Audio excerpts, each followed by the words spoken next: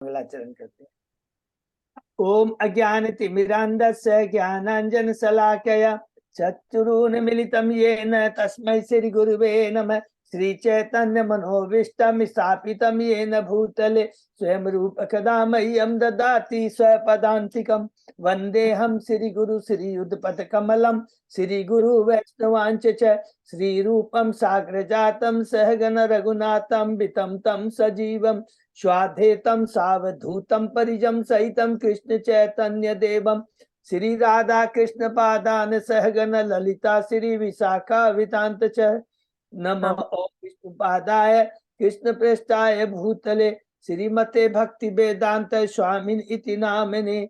नमस्ते सारस्वती देवे गौरवाणी पचारिणे निर्विशेष शून्यवादी पाश्चात देशधारिणे वांछा कल्पतरुभ्यस्य कृपा सिन्धुभ्य एव च पतितानां पावनेभ्यो वैष्णवेभ्यो नमो नमः।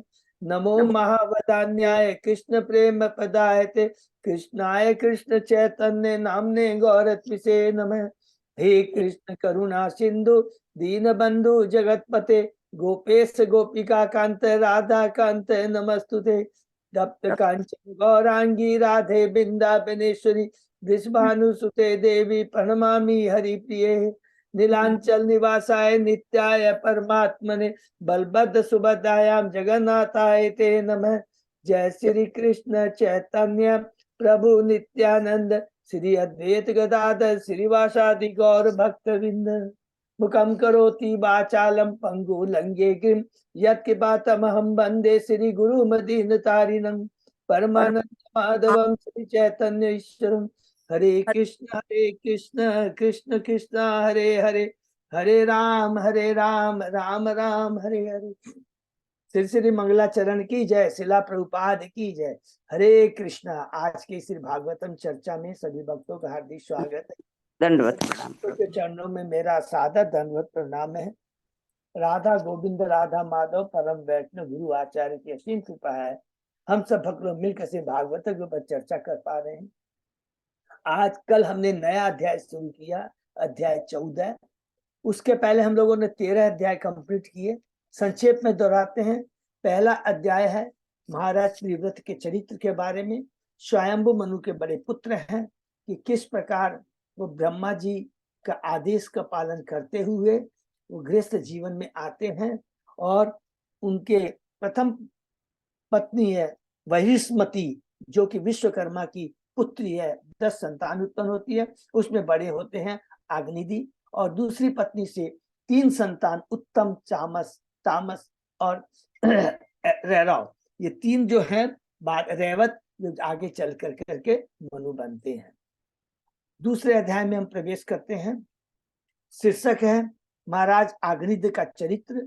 आग्निद जो सबसे बड़े पुत्र हैं, प्रथम पत्नी वहिष्मति से जो 10 पुत्र हुए थे और उनको प्रिव्रत महाराज जम्बूद्वीप का भार दायित्व देते हैं, राज सिंहासन देते हैं, राज्य देते हैं संभालने के लिए। और उसमें लिखा कि वो भी अपने पिता की तरह बहुत ही प्रजा को एक अपने बहुत अच्छे से सुरक्षा प्रदान करते थे। सुरक्षा का मतलब है उनको सारी भौतिक चीजें देते हुए उनको आध्यात्म से जोड़ रखा था। उन्होंने भी ब्रह्मा जी के द्वारा भेजी हुई पूर्व चिट्ठी अप्सरा से ब्याह किया से बड़े हैं और ये 9 पुत्रों का ब्याह मैरू की 9 पुत्री से हुआ। तीसरा अध्याय राजा नाभि की पत्नी मेरु देवी के गर्भ से ऋषभ भगवान का जन्म। हरि बोल। बहुत सुंदर लीला है कि किस प्रकार भगवान आते हैं और नाभि से कहते हैं तुमने मुझे मेरे जैसे पुत्र की कामना की है, ऐसा कोई नहीं है। मैं स्वयं तुम्हारी पत्नी मेरी देवी के गर्भ से प्रकट होऊंगा और भगवान ऋषभ के रूप में प्रकट होते हैं। चौथे अध्याय में प्रवेश करते हैं। श्री भगवान ऋषभ देव के लक्षण।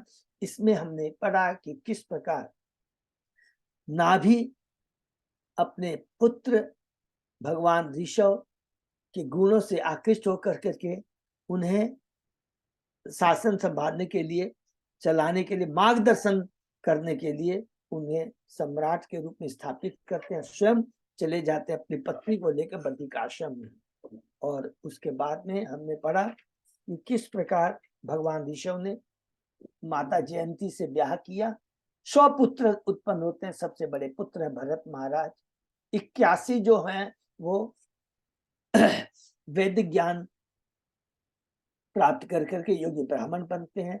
9 क्षत्रिय हैं और 9 नव योगेंद्र बनते हैं, जिनका हम डिटेल में वर्णन 10 to 11 में पढ़ेंगे। और किस प्रकार वो एक बार ब्रह्मावर्त नामक देश में जाते हैं और वहां पर वो अपने पुत्र को दिव्य शिक्षा प्रदान करते हैं। और ये दिव्य शिक्षा अध्याय 5 में है। शीर्षक है भगवान ईश्वर द्वारा अपने पुत्र को उपदेश। इसमें एक ही बात से बहुत इंपॉर्टेंट कहते हैं कि मनुष्य जो देह प्राप्त हुई है उन्हें अपने इंद्रियों के लिए कठिन परिश्रम न कर करके भक्ति पर प्राप्त करने के लिए अपने को तपस्या में लगाए। भक्ति से ही मनुष्य को शाश्वत जीवन, शाश्वत आनंद की प्राप्ति होती है और इसके लिए उसे महात्माओं की सेवा करने चाहिए। बिना महात्माओं की कृपा के हम भक्ति से नहीं जुड़ सकते, भव बंधन से मुक्त नहीं हो सकते। हरि बोल।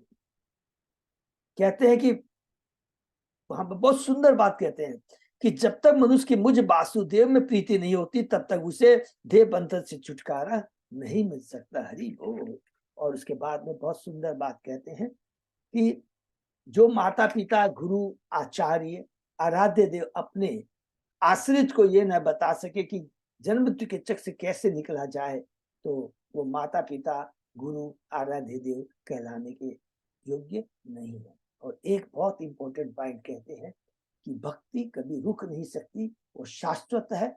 और चाहे हम भौतिक जगत में हो, चाहे भक्ति के पद में हो, विधि विधान में हो, साधना भक्ति में हो, भले ही हम उच्च पद स्वरूप सिद्ध अवस्था तक भी पहुंच जाए तो भक्ति कभी रुक नहीं सकती। अर्थात कहीं भी रहे, भौतिक जगत में रहे, आध्यात्म में रहे, भक्ति कभी रुक नहीं सकती। और उसके बाद में हमने पढ़ा कि किस प्रकार वो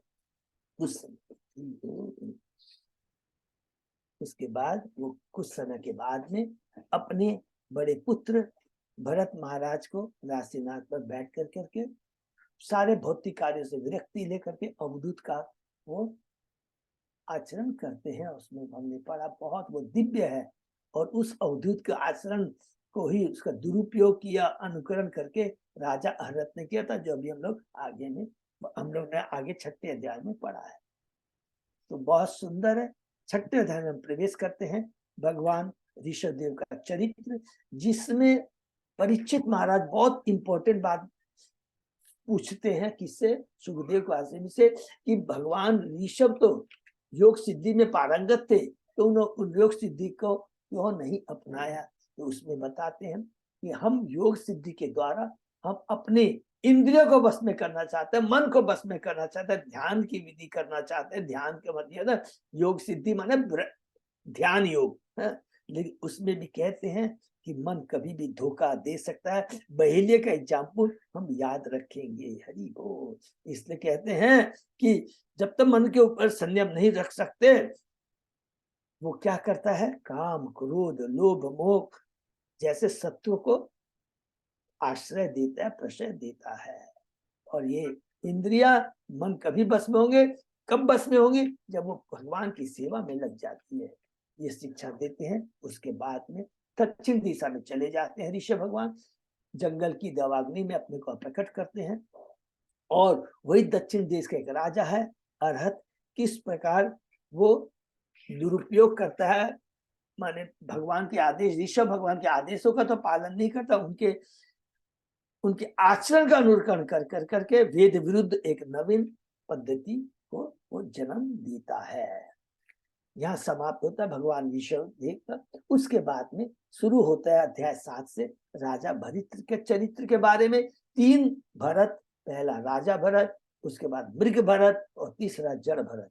तो यहाँ राजा भरत शुरू होता है कि किस प्रकार वे विश्व रूप की कन्या पंचजनी से ब्याह करते हैं, 5 संतानें उत्पन्न होती है 1 करोड़ वर्षों तक पृथ्वी पर शासन किया। उसके बाद पुलाश्रम जो कि द्वार हरिद्वार के पास है, वहां जाकर करके पूर्ण विरक्ति ले लेते हैं, भगवान की भक्ति करते हैं और भाव लेवल पर पहुंच जाता है, जिसमें हमने देखा कि किस प्रकार शरीर में उनके रोमांच आता है और आंखों से आंसू की धारा बहती है। हरि बोल। चैप्टर 8 में पहुंचते हैं। दुर्भाग्यवश, दुर्भाग्यवश ये भगवान भगवत इच्छा से हुआ है, इसलिए हम लोग भौतिक दृष्टि से कह सकते हैं दुर्भाग्यवश। शीर्षक 8वें अध्याय का भरत महाराज के चरित्र का वर्णन कि किस प्रकार वो एक मृग के प्रति आसक्त होते हैं और सोचते हैं कि मेरे बिना इस मृग का पालन पोषण नहीं हो सकता, एकमात्र मैं उसकी रक्षा करूंगा। और मृत्यु के समय भी उन्हीं का चिंतन करते रहते हैं और उन्हें मृग का शरीर प्राप्त होता है। प्रभुपाद जी यहाँ कड़े शब्दों में कहते हैं, यदि हम अपनी आध्यात्मिक कार्यों को, वृत्तियों को छोड़ करके किसी की भौतिक दशा को सुधारने का प्रयत्न करते हैं तो हम स्वयं दुर्गति को प्राप्त होंगे। मृग का शरीर प्राप्त होता है, लेकिन उनकी चेतना हमेशा दिव्य रहती है, क्योंकि भक्ति कभी विनष्ट नहीं होती है। पश्चाताप करते हैं और भक्तों से दूर रहते हैं और कुछ समय के बाद में वह अपनी मृगी माता को छोड़ करके पुनः पुलाश्रम में आ जाते हैं और अंत में तीर्थ स्थान में स्नान करते उन्होंने शरीर छोड़ दिया। ये हुआ पहला और राजा भरत। दूसरा मृग भरत। और 9वें अध्याय में प्रवेश करते हैं जड़ भरत के पवित्र चरित्र का वर्णन कि किस प्रकार वे उच्च कोटि के ब्राह्मण घर में जन्म लेते हैं, लेकिन उनका आचरण एक पागल की तरह रहता है। पिता बहुत प्रयत्न करते हैं, उन्हें वैदिक ज्ञान देने का उसके प्रति कोई रुचि नहीं रहती। कारण याद रखेंगे, बहुत इंपॉर्टेंट है। वैदिक ज्ञान, धर्म, अर्थ, ये वर्णाश्रम धर्म, ये सब तब तक का उद्देश्य है भगवान की भक्ति से जुड़ना, भगवान से जब भगवान को जानना ही वेदों का उद्देश्य है। ऑलरेडी वो परम पद पे था, कोई आसक्ति नहीं दिखाते हैं वैदिक ज्ञान में। पिता के चले जाने के बाद उनके भाई लोग जो कि रघुवेद, सामवेद, यजुर्वेद में पारंगत थे, उनके आचरण से उनकी दिव्य स्थिति को नहीं समझ पाते हैं, उनको पाकर समझ करके खेत की रक्षा में रख देते हैं। और किस प्रकार एक बार असुरों का सरदार कहेंगे आता है, उनको बलि के लिए ले जाता है, लेकिन माता भद्रकाली किस प्रकार उनकी रक्षा करती है। हरि बोल। अध्याय 10 में प्रवेश करते हैं। अब यहाँ पर हमने पढ़ा, यहाँ से शुरू होता है जड़ भरत, भगवान राजा जड़ भरत का राजा रघुगण की वार्ता, माने शिक्षा वो कैसे देते हैं। जब एक राजा है रघुगण, सिंधु तथा सौबीर प्रदेशों का राजा है, कपिलाश्रम जा रहा है पालकी में। वो राजा भरत को एक अज्ञानी साधारण व्यक्ति समझ करके अपनी पालकी के लिए उसको नियुक्त करता है, लेकिन वो तो परम पद पे रहते हैं, उत्तम कोटि के भक्त रहते हैं, समदर्शी होते हैं। समदर्शी का मतलब सभी जीवों के प्रति समभाव रहता है, चींटी से लेकर ब्रह्मा तक। चींटी को उनके पांव के तले न आ जाए उसको ध्यान में रखते हुए वो ठीक से पालकी को नहीं ढो पाते हैं। राजा उनके प्रति क्रूर शब्द यूज करता है, कठोर शब्द कहता है। सुनते हैं, उसमें कोई रिएक्ट नहीं करते हैं, बल्कि क्या करते हैं, वो राजा रघुगण को ज्ञान देना शुरू करते हैं कि हे राजा, तुमने इतनी जो भी बातें कही है कि मैं आलसी हूँ, मैं थक गया हूँ, मैं बूढ़ा हो गया हूँ, मेरा मोटा पतला शरीर है, ये सारी बातें शरीर से संबंधित है, आत्मा से नहीं। आत्मा में कोई परिवर्तन नहीं आता, आत्मा सच्चिदानंद है, भगवान का अंश है। तुरंत रघुगण को समझ में आ जाता है कि ये कोई साधारण व्यक्ति नहीं है। तुरंत अपने पालकी से उतरते हैं और कहते हैं कि आप तो कोई साधारण व्यक्ति नहीं, मैं इंद्र के वज्र से नहीं डरता, मैं शिव के त्रिशूल से नहीं डरता, यमराज के दंड से नहीं डरता, लेकिन वैष्णव के चरणों में अगर कोई अपराध हो जाए उससे मैं डरता हूँ। इतना यही बहुत इंपॉर्टेंट ज्ञान रघुगण के माध्यम से मिलता है। 11वें अध्याय में हम प्रवेश करते हैं। 11वां और 12वां अध्याय में बहुत इंपॉर्टेंट ज्ञान है। पहला क्या बोलते हैं, शिक्षक पहले पढ़ लेते हैं।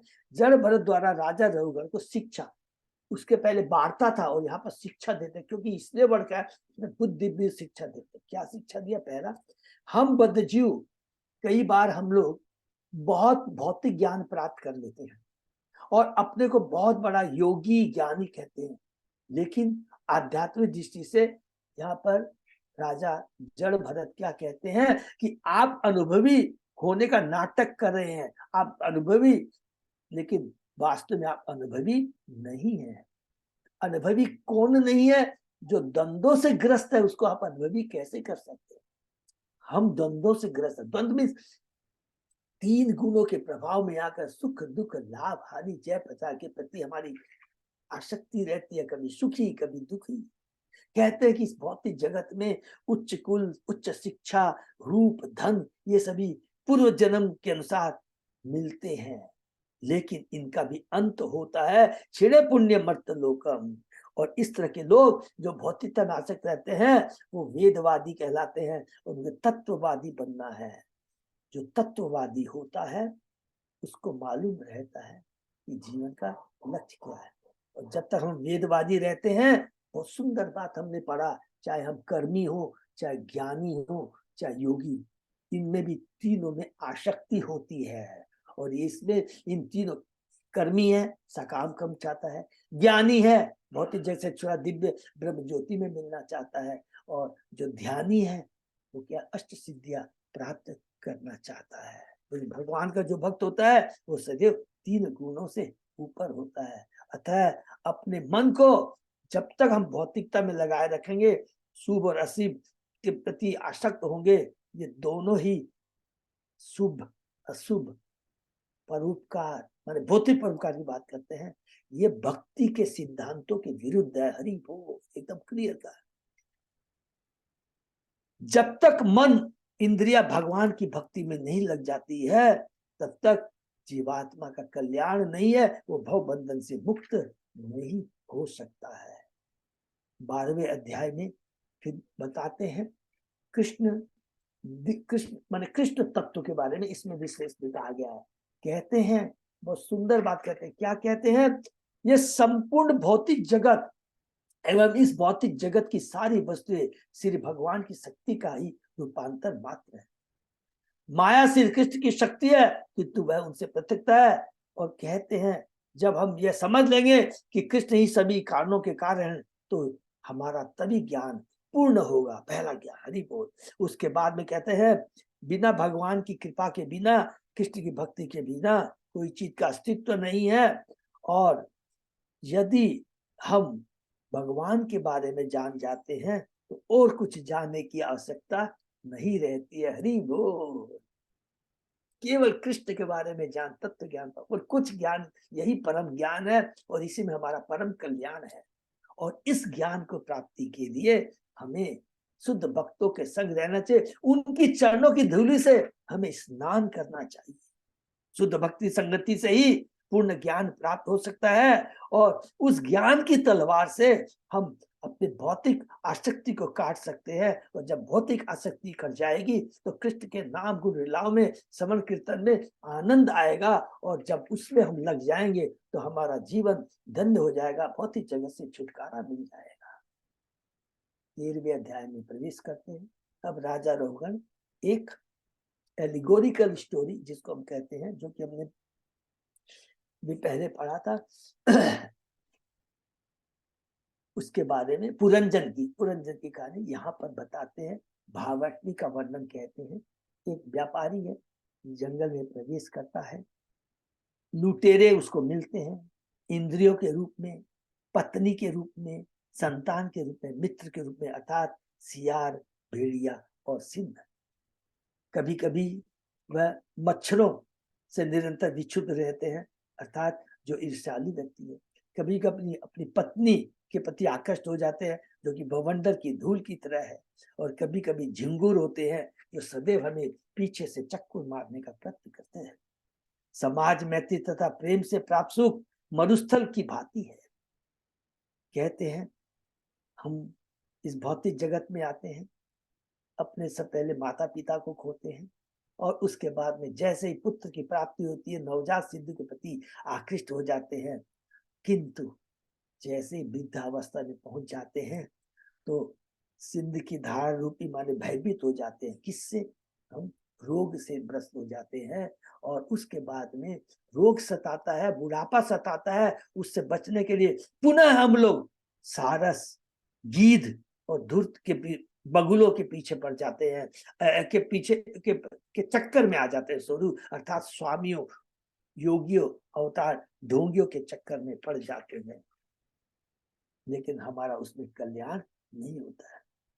बहुत सुंदर इसमें काम करते हैं। तब राजा रघुगण कहते हैं, बहुत सुंदर बात कहते हैं, उनको ज्ञान आ जाता है और कहते हैं यह मनुष्य जीवन समस्त योनियों में श्रेष्ठ है, क्योंकि स्वर्ग लेख में भी अत्यधिक भोग सामग्री के कारण भक्तों की संगति का अवसर ही नहीं मिलता है। एकमात्र एक शुद्ध भक्त की संगति में रहकर ही हम अपने जीवन को धन्य कर सकते हैं। शुद्ध भक्तों का संग, इतनी बड़ी बात कहते हैं। अध्यक्ष महाधव पद प्राप्त होता है, स्वरूप सिद्ध प्राप्त हो सकता है, 3 गुणों से ऊपर जा सकते हैं, और यह सुंदर मौका ब्रह्मा तथा देवताओं के लिए भी दुर्लभ है।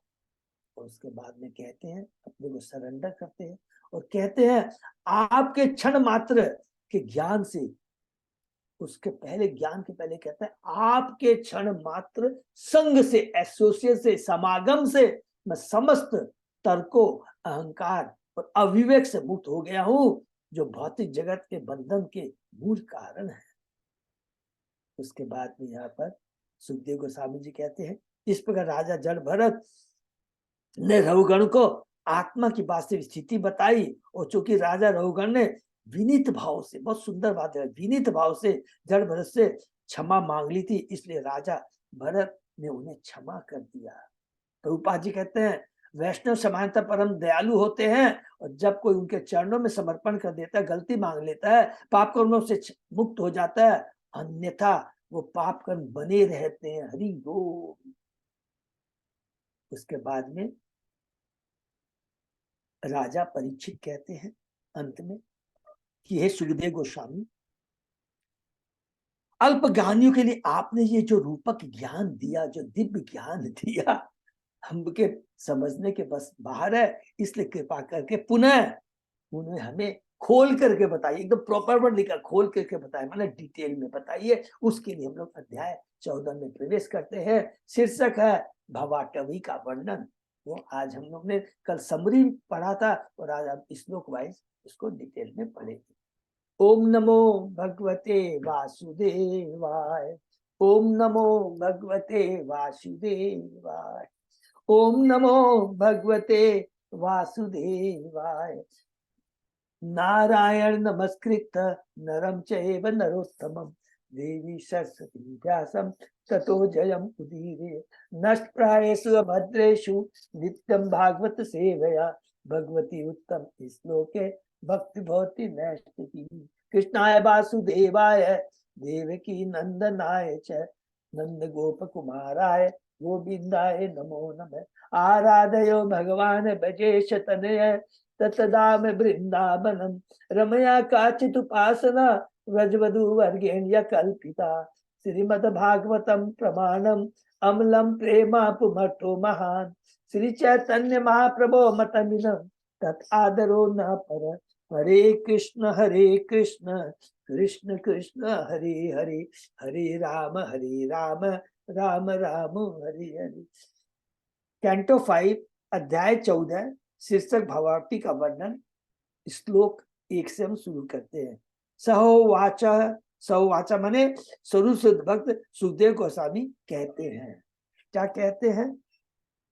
यह एष देहात्म मानी नाम सत्वादी गुण विशेष विकल्पित कुशल अकुशल समबहार विनिर्मित विविध देह आवली भी वियोग संयोग आदि अनादि संसार अनुभवस्य द्वार भूतेन शत इंद्रिय वर्गेण तस्मिन् दुर्ग अद्वत आप तीतः ईश्वरस्य भगवतः विष्णु वशवर्तिन्या माया जीव लोक अयम यथा वणिक शार्थ अर्थ पर स्वदेह निष्पादित कर्म अनुभव शमशानवत आशी वात मायाम संसार अटवयाम गतः नाद्य अपि विफल बहु प्रतियोग इह तत ताप उप समनीन समनीम हरिगुरु चरण अरविंद मधुकर अनुपदवीम अवरुंधे।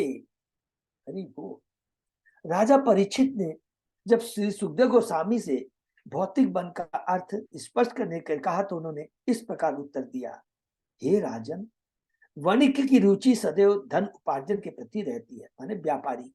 कभी कभी वह लकड़ी तथा मिट्टी जैसे कुछ अल्प मूल्य की वस्तुएं प्राप्त करने और उन्हें ले जाकर नगर में अच्छे मूल्य में विक्रय करने की आकांक्षा से वन में प्रवेश करता है, अर्थात इस भौतिक जगत में प्रवेश करता है। उसी प्रकार बद्धजीव लोभवश कुछ भौतिक सुख लाभ करने की इच्छा से इस भौतिक जगत में प्रवेश करता है। धीरे धीरे वह वन के सघन भाग में प्रवेश करता है तथा वह यह नहीं जानता कि बाहर कैसे निकले, अर्थात इस भौतिक जैसे हम आ जाते हैं लेकिन हम निकले कैसे हम जानते नहीं है। हम सोचते हैं हम अपने प्रयासों से, अपने धन से, अपनी शक्ति से, अपने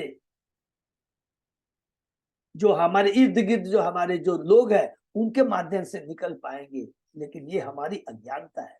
इस भौतिक जगत में प्रवेश करके शुद्ध जीव सांसारिकता में बंध जाता है। हम क्या है? शुद्ध जीव है, भगवान के अंश हैं, सच्चिदानंद है, लेकिन भौतिक जगत में आके बन जाते हैं जो भगवान विष्णु के नियंत्रण में उनकी बहिरंगा शक्ति माया है।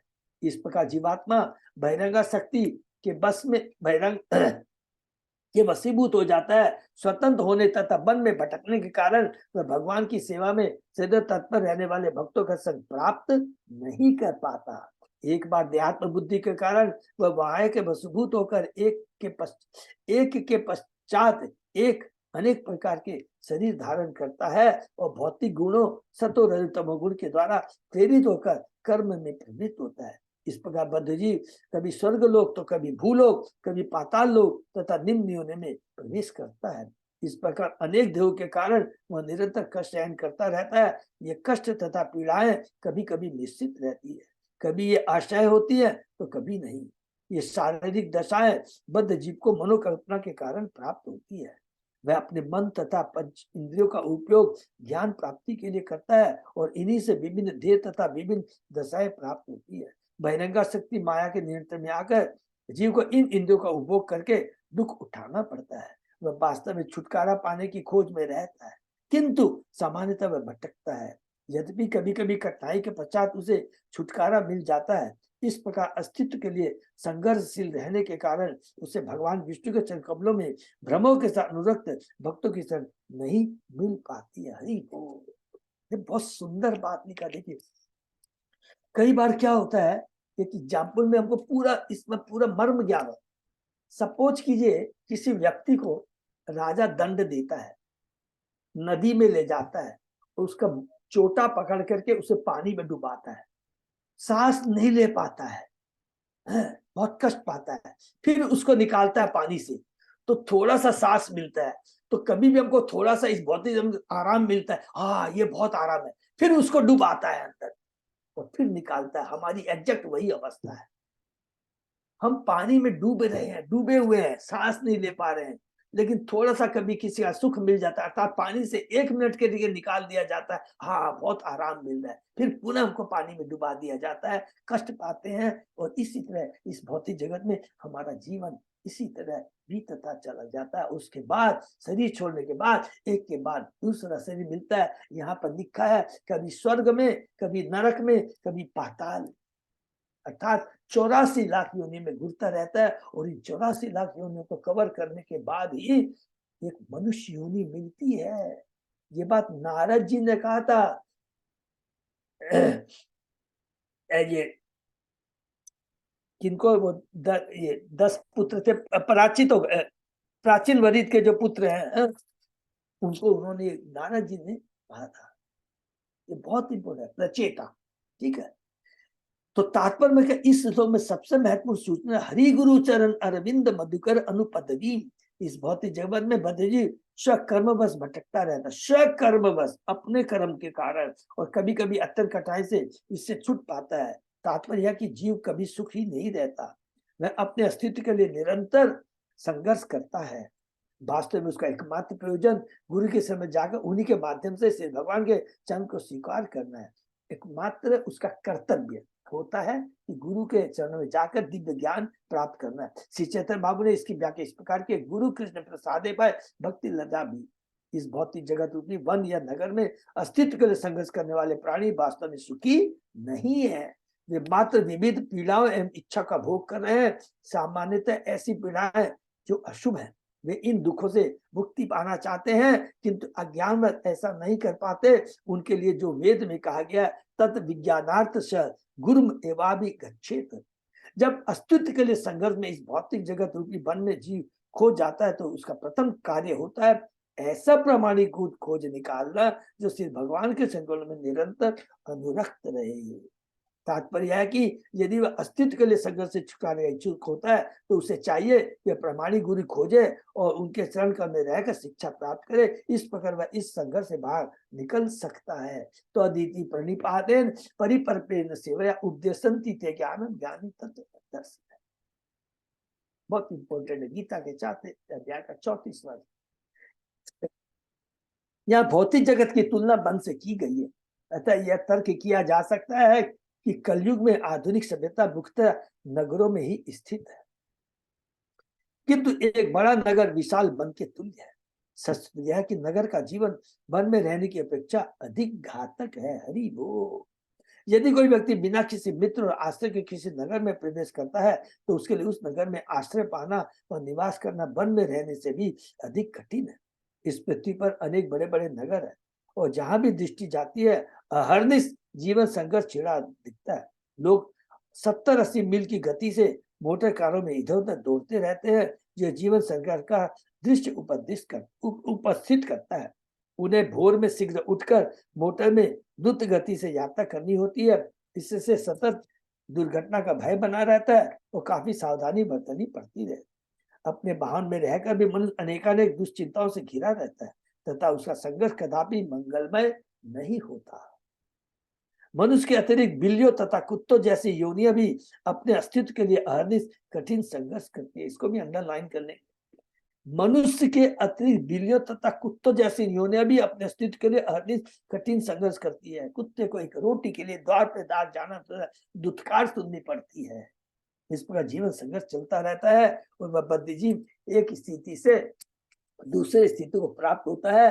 अल्पकाल के लिए वह शिशु रहता है, तत्पश्चात हरि बोल वह बालक में बदल जाता है। बालक से युवा और युवा से पुरुष और फिर वृद्धावस्था को प्राप्त होता है। अंत में जब यह शरीर कार्य करने में अक्षम हो जाता है, तो इसे अन्य योनियां स्वीकार करनी पड़ती है। शरीर का त्याग मृत्यु कहलाती है और दूसरे शरीर को ग्रहण करना ही जन्म है।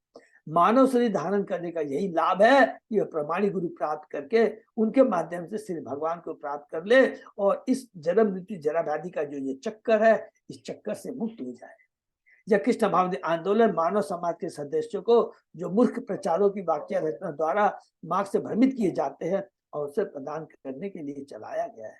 अर्थात पाखंडी गुरुओं से बचाने के लिए बद्ध जीवों को कोई भी प्राणी अस्तित्व के इस जीवन संघर्ष से जो कष्टों से परिपूर्ण है, तब तक छुटकारा नहीं पा सकता जब तक कि वह श्री भगवान के शुद्ध भक्त की शरण में न ले ले। एक स्थिति से दूसरे में भौतिक प्रयास तो बदलते हैं, किंतु वास्तव में किसी को इस जीवन संघर्ष से छुटकारा नहीं मिलता। इसका एकमात्र उपाय प्रामाणिक गुरु के चरण कमल और उनके द्वारा से भगवान के चरण कमलों की प्राप्ति है। हरि बोल। हमने पढ़ा है ना कि ये भौतिक जगत में सुख मिल ही नहीं सकता। खाली क्या होता है, हम अपनी अलग अलग भौतिक सुविधाओं के माध्यम से सुखी होना चाहते हैं। अर्थात सिर का बोझ को कभी पढ़ा था ना हम लोग ने, कभी कंधे में रख लेते, सोचते हाँ मेरा सिर का बोझ हट गया, लेकिन उसको ये नहीं मालूम अब कंधे का बोझ भर गया है। तो ये बोझ कभी कम नहीं होता भौतिक जगत का, क्योंकि ये दुखालय है, अशाश्वत नहीं।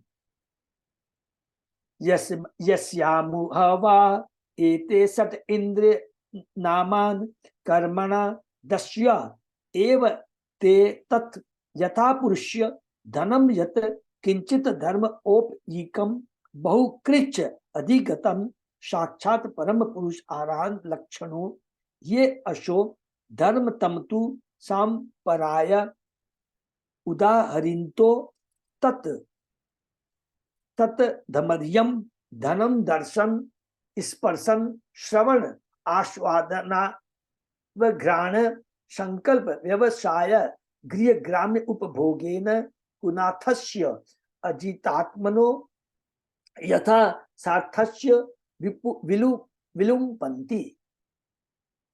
संसार रूपी वन में अनियंत्रित इंद्रिया दर्शियों के समान है। बद्धजीव श्री कृष्ण भावना के विकास के लिए कुछ धन अर्जित कर सकता है, किंतु दुर्भाग्यवश अनियंत्रित इंद्रिया अपनी तुष्टि के लिए इस धन को लूट लेती है। इंद्रिया दर्शी है क्योंकि वे जीव को दर्शन, घ्राण, आस्वादन, स्पर्श, श्रवण, संकल्प, विकल्प तथा कामना में अपना धन व्यय करने के लिए याद करती है। शब्द, स्पर्श, रूप, रस, गंध, ये जो इंद्रिय विषय हैं, ये इंद्रिया के प्रति आकृष्ट होती है और हमारा सारा धन बेकार की इस भौतिक इंद्रिय तृप्ति में लगा देती है, बाध्य कर देती है इंद्रिय तृप्ति में लगाने के लिए। इस पर बद्धजीव अपने इंद्रियों को तुष्ट करने के लिए बाध्य हो जाता है, जिससे उसका सारा धन व्यय हो जाता है। यद्यपि यह धन यथार्थतः धार्मिक कृत्यों के संपादन हेतु अर्जित हुआ रहता है, किंतु दर्शी इंद्रिया इसका हरण कर लेती है। हमारे पास जो कुछ भी है, खाली धन की बात नहीं है, हमारे पास में हमारा शरीर, धन, जो कुछ भी बुद्धि है, शक्ति है, ये सब भगवान की सेवा के लिए। और अगर हम अपनी इंद्रिय तृप्ति के लिए इसे यूज करेंगे तो हम अधोगति में जाएंगे, ये हमारे पतन का कारण बनेगा। पूर्व जन्मार्जिता विद्या पूर्व जन्मार्जितम धनम अग्रे धावती धावती। वर्णाश्रम धर्म के नियमों का पालन करने पर मनुष्य को भौतिक जगत में उच्चतर पद प्राप्त होता है। वह धनी, विद्वान, सुंदर या उच्च कुलीन हो सकता है। जिस किसी व्यक्ति के पास में ये संपत्तियां है, उसे यह समझना चाहिए ये कृष्ण भावना के विकास के निमित्त है। देखिए सारी चीज देती है, धन, ज्ञान, विद्वान, सुंदर, उच्च कुलीन, जो कुछ भी है, उपाधियां, संपत्तियां, सब कुछ क्या है, वो कृष्ण भावना के विकास के लिए है। दुर्भाग्यवश मार्ग से भ्रमित व्यक्ति अपने उच्च पद का उपयोग इंद्र तृप्ति के लिए करता है। फलतः अनियंत्रित इंद्रियों को लुटेरे की संज्ञा दी जाती है। जो कि हमने पढ़ा था ना, 6 इंद्रियां लुटेरे हैं, 13वें अध्याय में ही पढ़ा था स्टार्टिंग में। फलतः अनियंत्रित इंद्रियों को लुटेरे की संज्ञा दी जाती है। धार्मिक कृत्यों को करने से मनुष्य को जो उच्च स्थान प्राप्त होता है वह लुटेरी इंद्रियों द्वारा विनष्ट कर दिया जाता है। हरि बोल। हम अपने धन का उपयोग कर करके प्रयास से कुछ भी प्राप्त करते हैं। इसको और एक लाइन ऐड कर देंगे, देखिए ये स्वतः हमें लिखा प्रभुपाद जी ने, प्रारब्ध के अनुसार मिलेगा ही मिलेगा। लेकिन हम क्या करते हैं, ये सारा जो कुछ भी मिला है उसको हम लोग अपनी स्थिति पर लगा देते हैं, तो वो हमारे बंधन का कारण, पतन का कारण बन जाता है। वर्णाश्रम अंतर्गत धार्मिक सीमा पालन कर मनुष्य को सुविधाजनक पद प्राप्त होता है। वह अपनी संपत्ति का उपयोग सरलता भक्ति के विकास में कर सकता है। इसलिए हमें जानना है कि जो कुछ भी है हमारे पास में है, इसका हम सदुपयोग कैसे करें, इंक्लूडिंग आवर बॉडी। ये कौन ज्ञान दे सकता है? ये गुरु के पथ प्रदर्शन में, निर्देशन में हम ये ज्ञान प्राप्त कर सकते हैं। तभी धन का, मनुष्य शरीर का सदुपयोग कहलाया जाएगा। ये ध्यान रखना चाहिए कि इस भौतिक जगत में जो धन तथा अवसर प्राप्त हुआ है उसे इंद्रिय तृप्ति में व्यर्थ न किया जाए। क्लियर वर्ड लिखा है, धन तथा अवसर, जो माने अपॉर्चुनिटी हमें मिली है, कौन सी? ये मनुष्य योनि जो बहुत दुर्लभ है हमें मिली है, इसका हमें सदुपयोग करना है।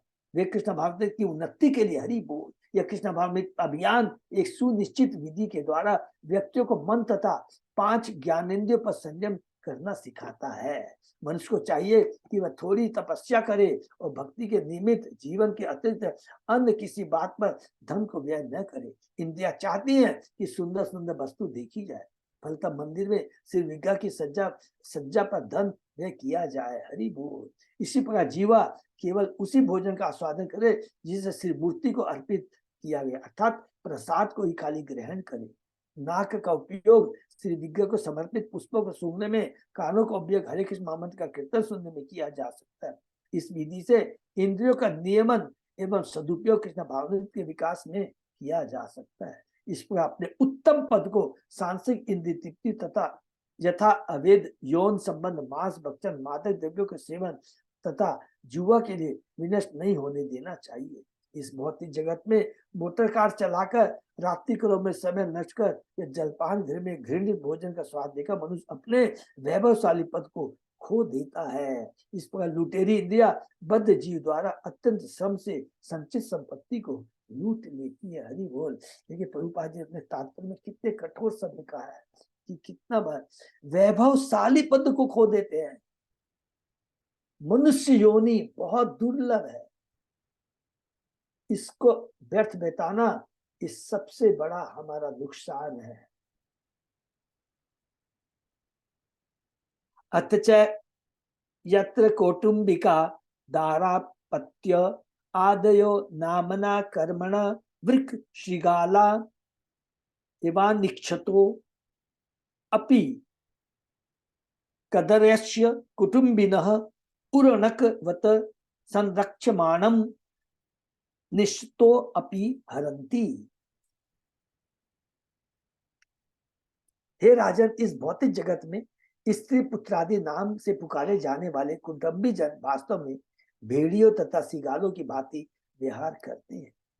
चरवाहा अपनी भेड़ों की रक्षा यथाशक्ति करना चाहता है, किंतु भेड़िए तथा लोमड़िया उन्हें बलपूर्वक उठा ले जाते हैं। इसी प्रकार यद्यपि कंजूस सतत अपने धन की चौकसी रखना चाहता है, किंतु उसके पारिवारिक प्राणी उसकी समस्त संपत्तियों को उसके जागरूक रहते हुए भी बलपूर्वक छीन लेते हैं। हिंदी में किसी कवि ने कहा, दिन को डाकनी रात को बाघिनी, पलक पलक लहू चूसे। पत्नी दिन में जादू के तुल्य और रात में बाघिनी की तरह होती है। उसका एकमात्र कार्य होता है दिन रात अपने पति के खून को चूसना। दिन भर पति द्वारा खून पसीना एक करके अर्जित धन गृहस्थी के खर्चा में चला जाता है। रात्रि में यौन सुख के कारण पति वीर रूप में अपना रक्तपात करता है।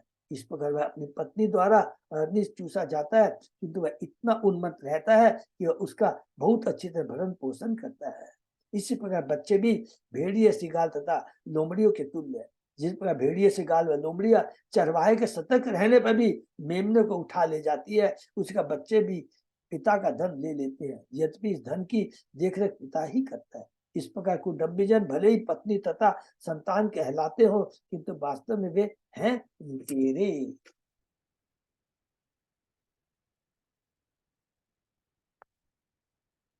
यथा ही अनुवत्सरम कृष्यमाणम अपि अदग्ध बीजम क्षेत्रम पुनोएव आवपन काले गुल्म तृण विरुद्धिब गर मायव भवति एवं एव गृह आश्रम कर्म क्षेत्रम यस्मिन् न हि कर्माणि उत्सिदन्ति यत् अयम काम करण्ड एष आवश्यकः। कृषक प्रतिवर्ष अपने अनाज के खेत को जोतकर सारा घास फूस निकालता रहता है, तो भी उसके बीज उसमें पड़े रहते हैं और पूरी तरह न जल पाने के कारण खेत में बोए गए पौधे के साथ पुनः उग जाते हैं।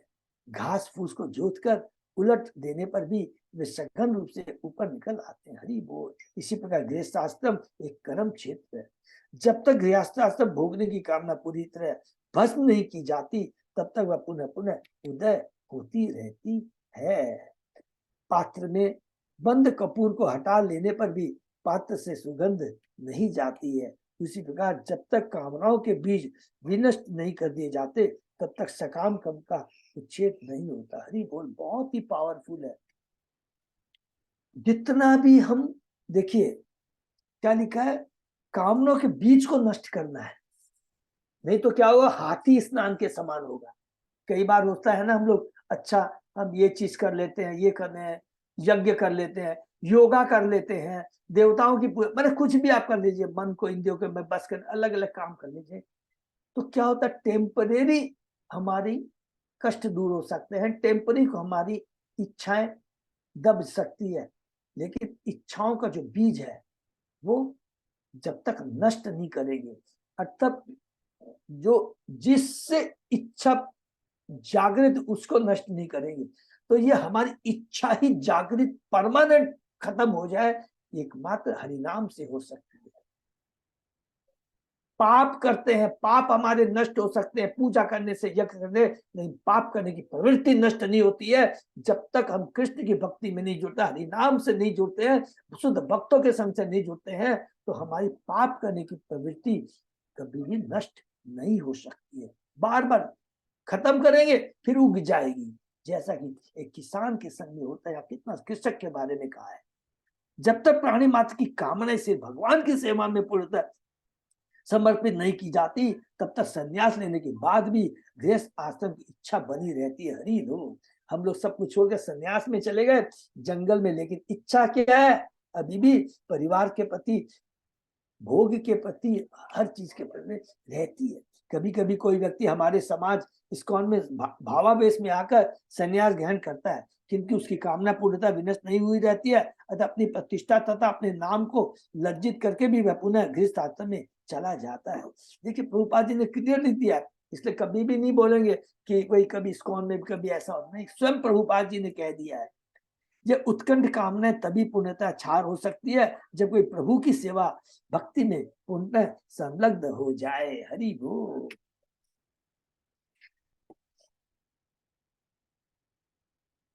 तत्र गतो दंस मशक शम अपशदे मनुजे शलभ शकुंत तस्कर मुस्कादि भी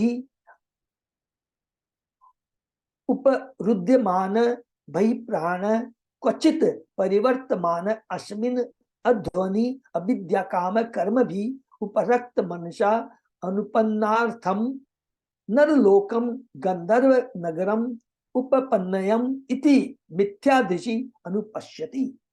सांसारिक संपत्ति एवं संबंधियों में आसक्त गृहस्थ जीवन में बद्ध जीव को कभी डांस तथा मच्छर तो कभी टीटी, शिकारी पक्षी व चूहे सताते हैं, फिर भी वह भौतिक जगत के पथ पर चलता रहता है। अविद्या के कारण वह लोभी बन जाता है और सकाम करने लग जाता है।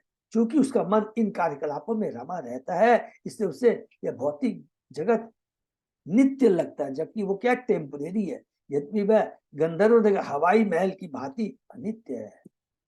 नरोत्तम दास ठाकुर का गीत है, अहंकारे मत हुआ निताई पद पाशरिया असत्येर सत्य को मानी। भगवान नित्यानंद के चरण कमलों को विस्मरण करने और सांसारिक धन वैभव के कारण फूले रहने से वह इस झूठे क्षणिक भौतिक जगत को वास्तविक मान बैठता है।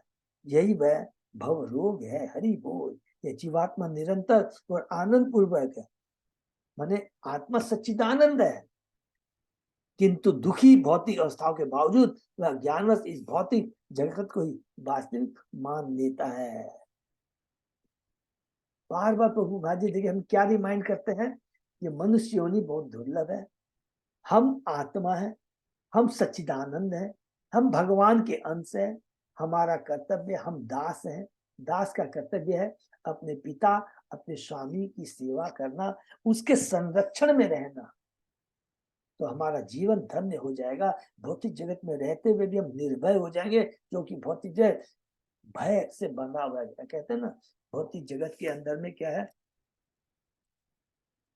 शोक, मोह और भय हट ही नहीं सकता, चाहे कितने भी प्रयत्न कर लो। लेकिन जब एक बार भगवान के चरणों में चले जाएंगे तो शोक मोह भय से मुक्त होकर के शाश्वत आनंद की प्राप्ति करेंगे। लेकिन कंडीशन क्या है? सतगुरु के शरण में जाकर भगवान की भक्ति से अपने को जोड़ना। तत्र क्वचित आत्पोदक निभान विषयान विषयान पर धावती पान भोजन व्यवायादि व्यसन लोलुप। बद्ध जीव कभी कभी इस गंधर्वपुरी में खाता पीता और स्त्री प्रसंग करता है। अत्यधिक लगाव के कारण इंद्रिय सुखों के पीछे वह उसी प्रकार दौड़ता है जैसे मरुस्थल में मृग तृष्णा के पीछे हिरण। बोल। जगत दो प्रकार के हैं, वैकुंठ जगत और भौतिक जगत। भौतिक जगत मृग मृचिका के तुल्य असत्य है। मरुस्थल में पशु यह सोचते हैं कि उन्हें जल दिखाई पड़ रहा है, किंतु वो वास्तव में जल नहीं होता। उसी प्रकार जो पशु वृत्ति वाले हैं, ये भौतिक जीवन के मरुस्थल के भीतर ही शांति ढूंढने का प्रयास करते हैं। हरि बोल। विभिन्न शास्त्रों में यह बारंबार कहा गया है कि इस भौतिक संसार में कोई इंद्रिय सुख नहीं है। पुनश्च यदि हम सुख के बिना रहना स्वीकार कर ले तो भी हमें ऐसा नहीं करने दिया जाता। भगवद गीता में भगवान श्री कृष्ण का वचन है कि यह भौतिक संसार न केवल दुखों से पूर्ण दुखालय वरन अशाश्वत है। मामुपेत्य पुनर्जन्म दुखालयम अशाश्वतम। यदि हम सुखों के बीच रहना भी चाहें तो प्रकृति हमें ऐसा नहीं करने देगी। या हमें अपने शरीर को बदलकर अन्य दुखमय स्थिति में प्रवेश करने के लिए बाध्य कर देगी। ये देखिए कितनी इंपॉर्टेंट बात लिखा है। कई बार लोग कहते हैं कि मैंने जिंदगी में कभी कष्ट नहीं देखा, लेकिन उस मूर्ख को नहीं मालूम है कि जब ये भौतिक जगत ही टेम्परेरी है तो तू यह शाश्वत सुख कैसे प्राप्त कर सकता है। एक समय के बाद हो सकता है हमने पूरे जीवन काल में भोग किया हो, आनंद लिया, प्रारब्ध के अनुसार मिल गया, लेकिन एक निश्चित समय के बाद काल हमें नहीं छोड़ेगा, हमें मृत्यु को गले लगाना ही पड़ेगा।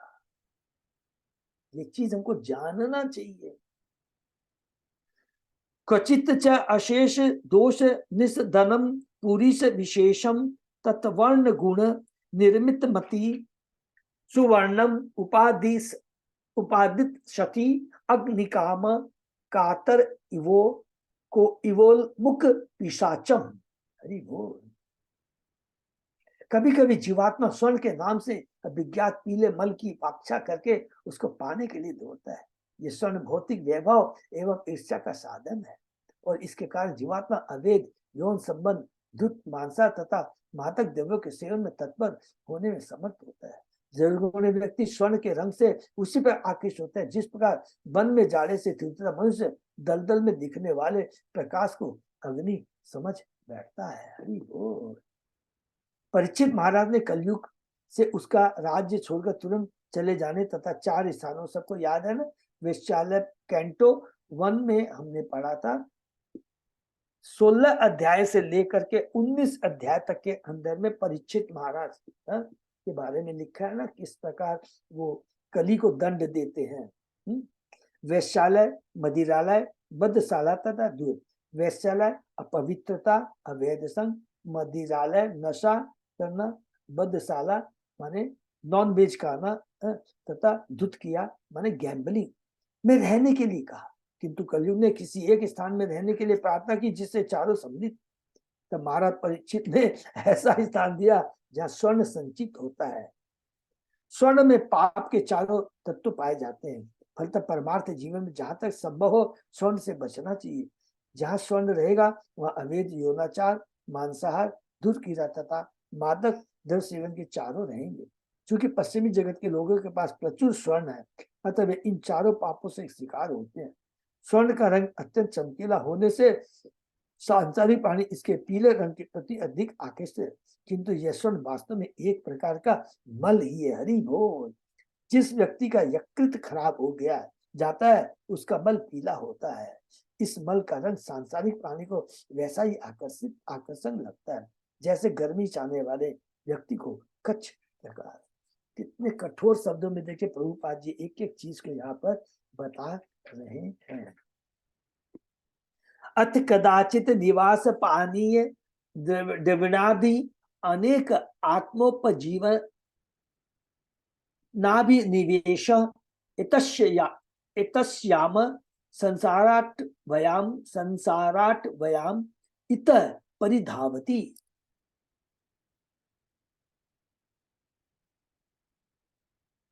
कभी कभी यह बद्धजीव रहने के लिए वास स्थान खोजने एवं अपने शरीर की रक्षा के लिए जल तथा धन प्राप्त करने में लगा रहता। इन नाना प्रकार की अवस्थाओं को जुटाने में संलग्न रहने के कारण वह सब कुछ भूल जाता है और भौतिक अस्तित्व के जंगल में निरंतर इधर उधर दौड़ धूप करता रहता है।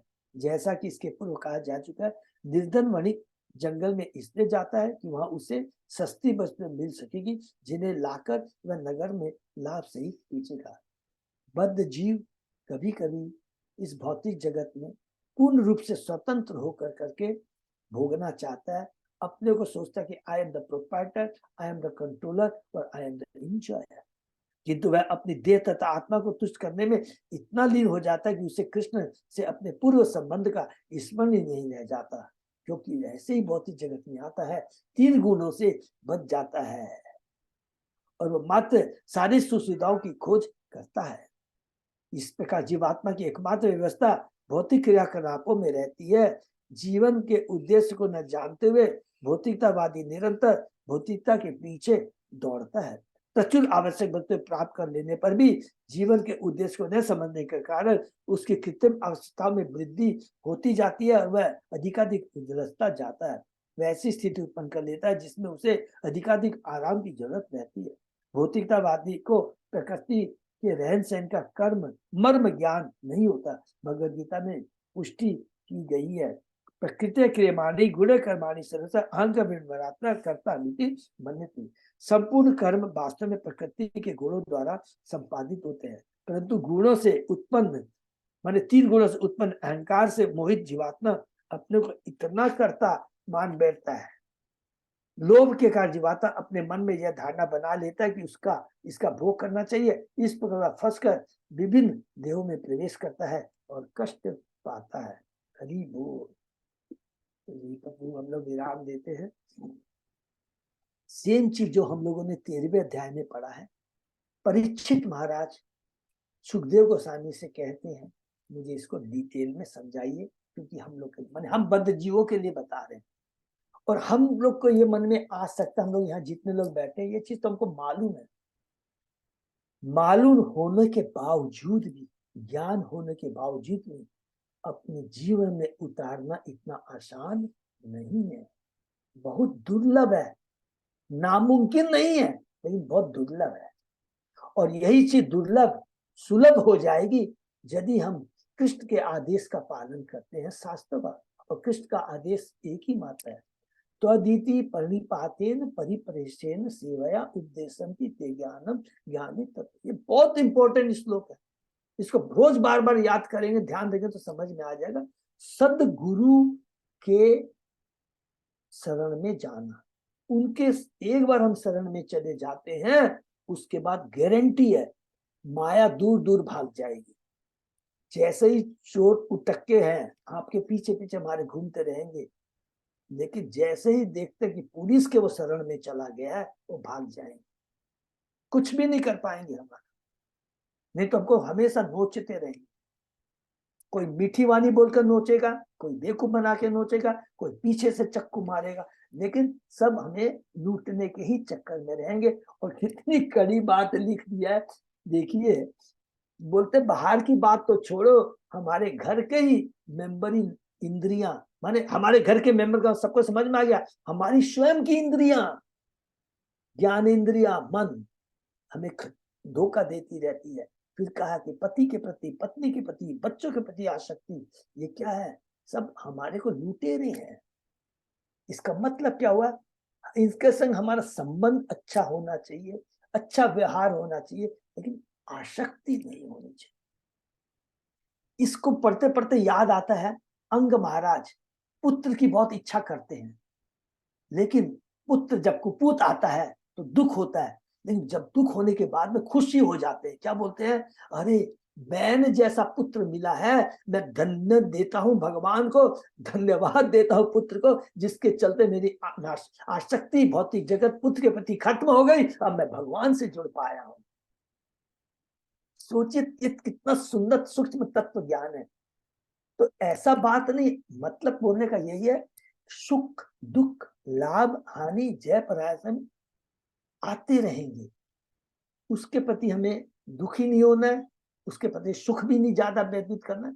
सब में समभाव रखते हुए कृष्ण को केंद्र में रख के अपना जीवन बिताएंगे तो हमारा जीवन धन्य हो जाएगा। ये देखिए कभी भी ये मन में नहीं सोचेंगे हम लोग के संग में है, बोलते प्रभु ये बोलना बहुत आसान है, नामुमकिन है, केवल एक एग्जाम्पल लेकर समझ में आ जाएगा। श्रीला प्रभुपाद जी ने अपने परिवार को छोड़ा, उनको भी वो कभी कभी बोलते हैं कि उनकी पत्नी का जो व्यवहार है उनके लिए क्या हुआ, बहुत बड़ा रामबाण दवा थी, वेदर यू वांट टी और मी, उन्होंने कहा टी, उनका जीवन धन्य हो गया, छोड़ दिया, बोला मैंने छोटा सा परिवार छोड़ा और आज मेरे को इतना बड़ा परिवार मिल गया है। तो बड़ा परिवार का मतलब हमको भक्तों को नहीं छोड़ना है, नहीं छोड़ना है चाहे कुछ भी हो जाए, कोई भक्तों में कुछ भी हो सकता, सबकी विचार, सबकी सोच, कभी कभी आई मीन ओपिनियन जैसे अलग अलग हो सकती है, लेकिन जुड़े रहना, एक दूसरे को जोड़ के रखेंगे, और इसी में हमारी शक्ति है, भक्ति की शक्ति है। नहीं तो कभी भी माया रूपी भेड़िया आकर के हमें डस देगा, माने अभक्तों का संग में हम लोग चले जाएंगे।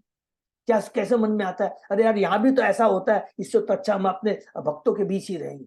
देखिए माया डराएगी, कभी नहीं छोड़ना भक्तों को, नहीं तो 100% भेड़िया रूपी अभक्त तैयार बैठा हमको डसने के लिए। ये बहुत बड़ी शिक्षा है।